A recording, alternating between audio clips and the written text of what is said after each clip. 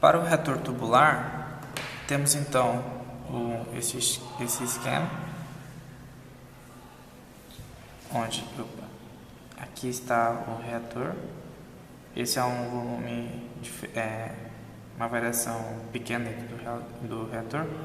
Aqui tem a entrada e saída, são vazões molares, e aqui tem um eixo de coordenada adotado, onde a axial para cima nesse eixo representa o crescimento do raio, e conforme vai passando na horizontal, temos então o aumento do comprimento do reator. Tá. Esse pedaço diferencial,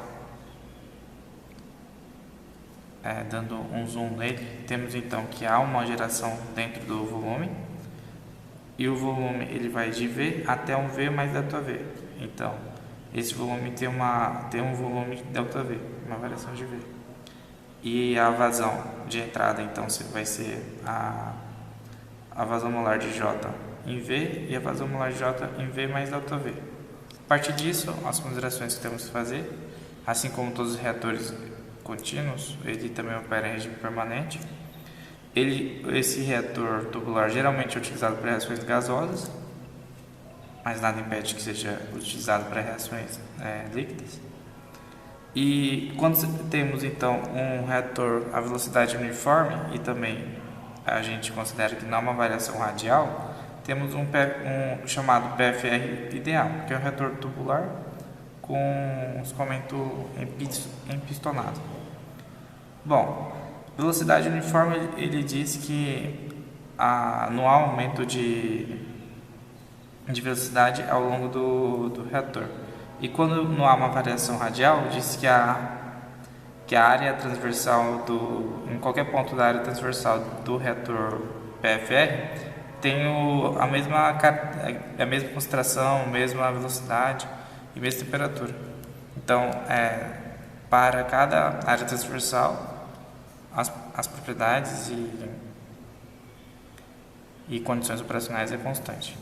A partir disso, para uma dada área transversal, ou seja, uma região radial, a variação da geração de J vai ser igual a velocidade de reação vezes a variação de volume. Voltando no balanço que deduzimos anteriormente, temos então que a vazão molar de J aqui em V menos a variação molar de J em V mais ΔV. Então, a vazão molar que entra menos a vazão molar que sai vai ser igual mais a geração, que é dada pela lei de velocidade vezes a variação de volume, e isso vai ser igual ao acúmulo, que neste caso vai ser diferencial de mol de J pela diferencial do tempo. Por operar em regime permanente, isso vai ser igual a zero. Então, reescrevendo, temos então que a vazão em J em V, né? Menos a vazão de saída, isso é igual a menos. Bom, se notar também,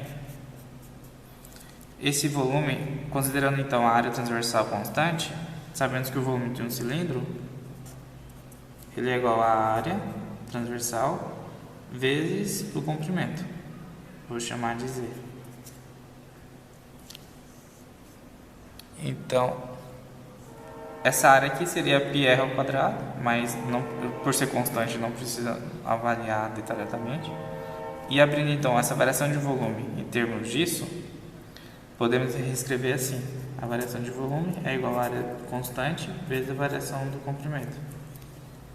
Bom, substituindo essa expressão no balanço, temos que o que entra menos o que sai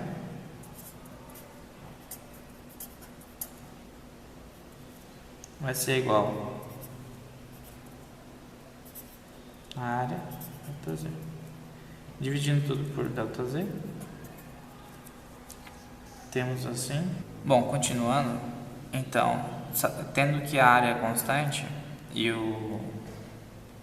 a variação do reator das condições da reação, da conversão é em relação ao comprimento do reator, o volume pode ser escrito como a área, que já foi mencionado, vezes o comprimento. Então a variação de volume vai ser dada como a área transversal, que é constante, vezes a variação de comprimento. No entanto, para o balanço, também podemos pegar uma variação de volume suficiente pequena, ao ponto que não seja perceptível as variações operacionais e também as condições, as propriedades da reação. A partir disso, podemos reescrever então o que entra no reator menos o que sai vai ser igual à geração. Dividindo tudo pela variação de volume,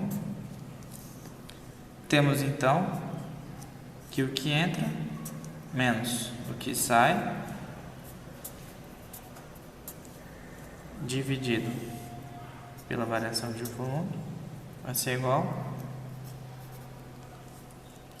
a lei de velocidade dividindo multiplicado pelo ΔV dividido pelo ΔV vão se cortar. Só para escrever, simplifica.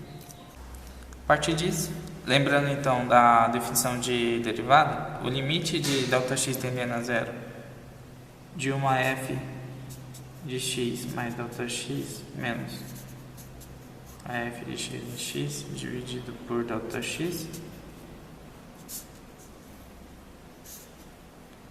é igual à derivada dessa mesma f, essa mesma função, por dx.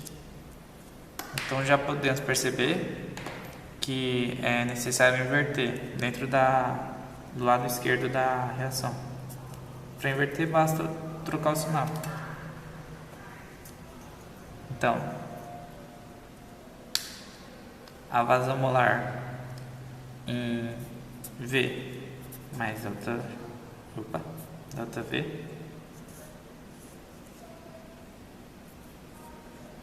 menos a vazão molar em V, tudo isso dividido por ΔV, vai ser igual a menos a lei de velocidade de J.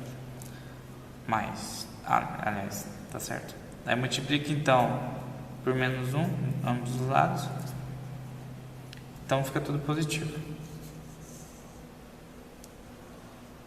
Então já dá para perceber que podemos então tomar o limite quando esse ΔV tende a zero.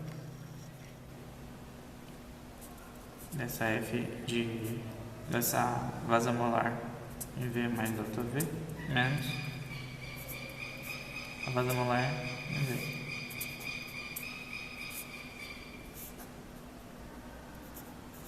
Bom, então naturalmente temos então a derivada da vazão molar de J dV, que vai ser igual à lei de velocidade. Essa é a equação de projeto diferencial para um reator PFR. Para o último caso mais relevante, é então o reator do tipo leito com recheio.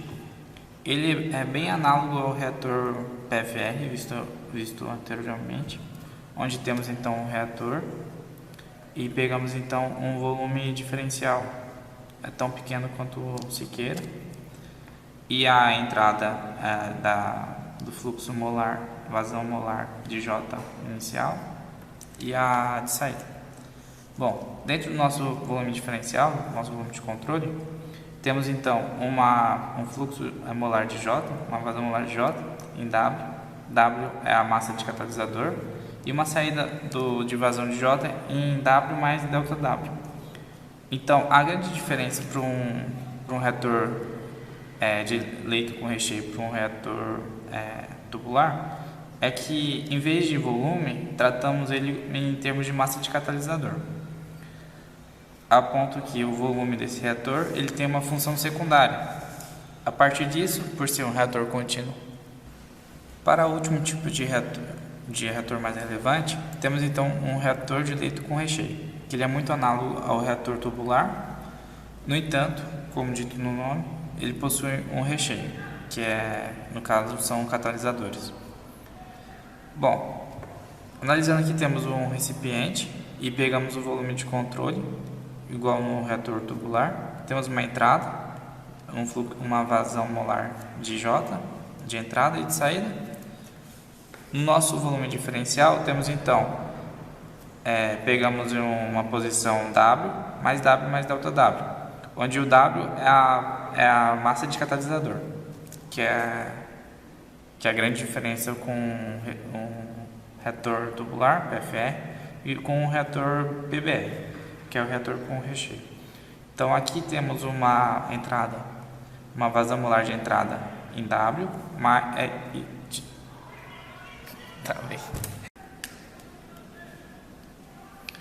Para o nosso último caso de reatores mais comuns, temos então um reator de leito com recheio. A grande diferença dele para o PFR, que ele também é um reator análogo ao PFR que foi visto anteriormente, é que a reação acontece na superfície do catalisador. Logo, por isso,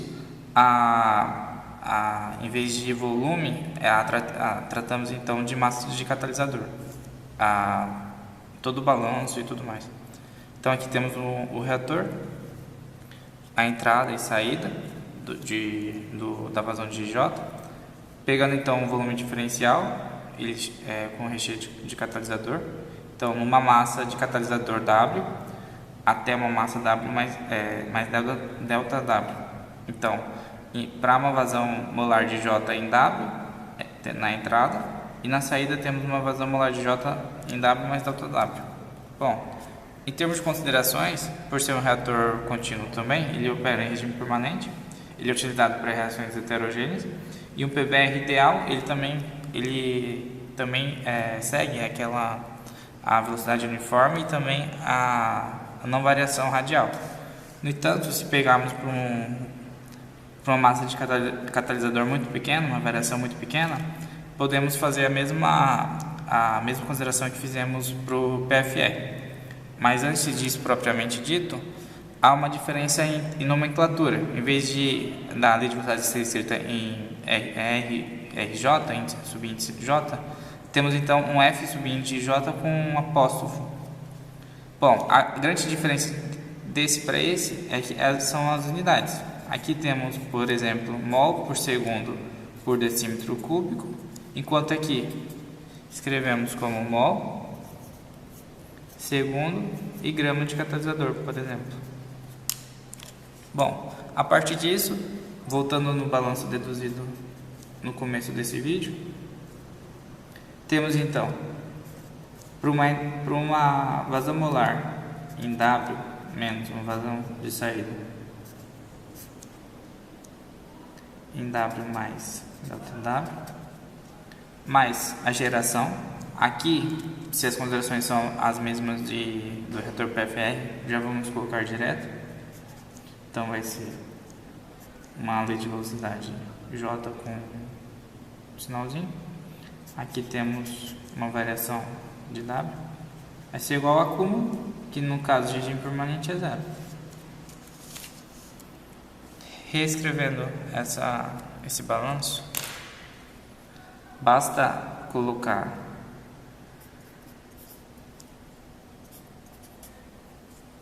o termo de reação do outro lado da equação.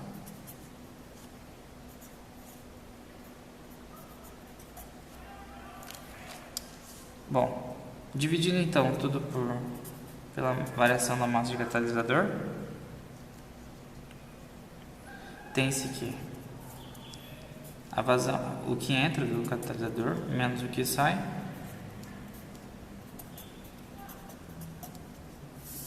do reator, dividido pela variação de massa, vai ser igual à lei de velocidade. Lembrando então que para tomar o limite e para obter a definição de derivada, basta inverter esses dois termos. Então, já sendo assim, a expressão que temos é essa. Tomando então, invertendo os dois termos aqui no começo do lado esquerdo da equação, basta então tomar o limite, tomando o limite com delta W, que é a variação de massa de catalisador tendendo a zero, temos diretamente a definição de derivada para um reator PBR.